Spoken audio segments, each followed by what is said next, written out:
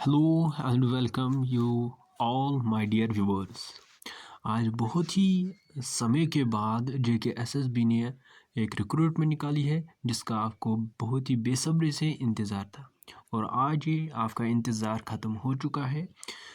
तो मैं आपको यहाँ पे बता के चलूँ कि जो जेकेएसएसबी है उनके द्वारा जो अभी नोटिफिकेशन एडवर्टाइज़ की गई है वो है एडवर्टाइजमेंट नोटिफिकेशन नंबर 10 ऑफ 2025। ये नोटिफिकेशन क्या है? ये नोटिफिकेशन है advertisement for UT cadre posts of accounts assistant in finance department.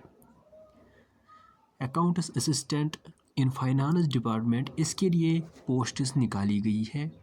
तो इसमें क्या क्या क्राइटेरिया रहने वाला है, कब आपको फॉर्म फिल करने हैं, ये सब आपको इस वीडियो में बताएंगे।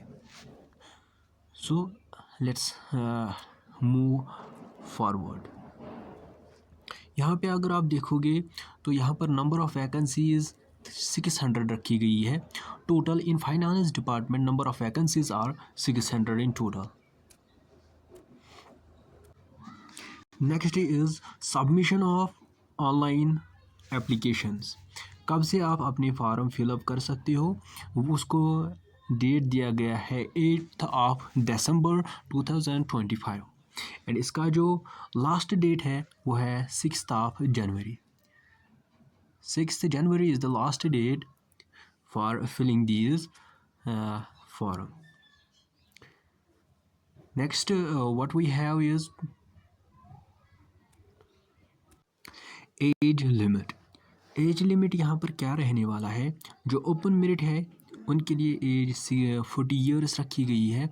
आपकी जो डेट ऑफ बर्थ होनी चाहिए वो होनी चाहिए not before 1 January 1985 and not born after 1 जनवरी 2007।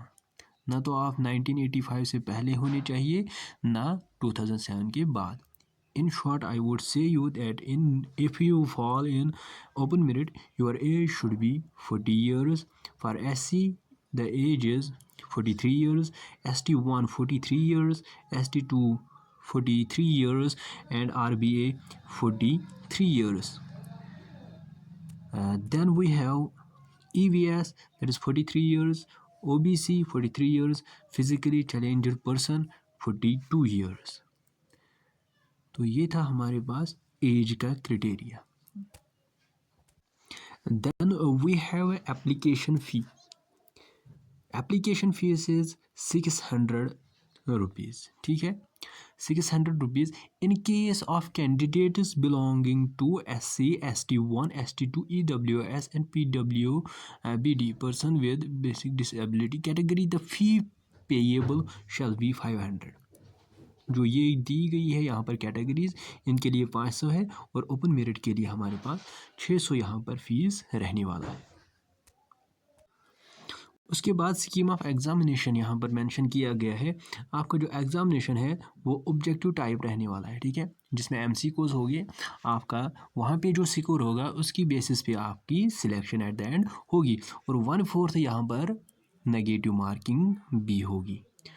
और syllabus after the completion of the online forms आपको प्रोवाइड कर दिया जाएगा। Now take a look on this page. Here we have a finance department item number 271। पे scale की अगर बात करें तो ये पे लेवल इसकी रहने वाली है 5, जिसमें आपकी 29,200 से लेकर 92,300 तक सैलरी रहने वाली है। यहाँ पे आपको मिलेंगे number of posts for open merit, that is 240 posts. 240 posts यहाँ पर हमारे ओपन मेरिट के लिए रहेंगे।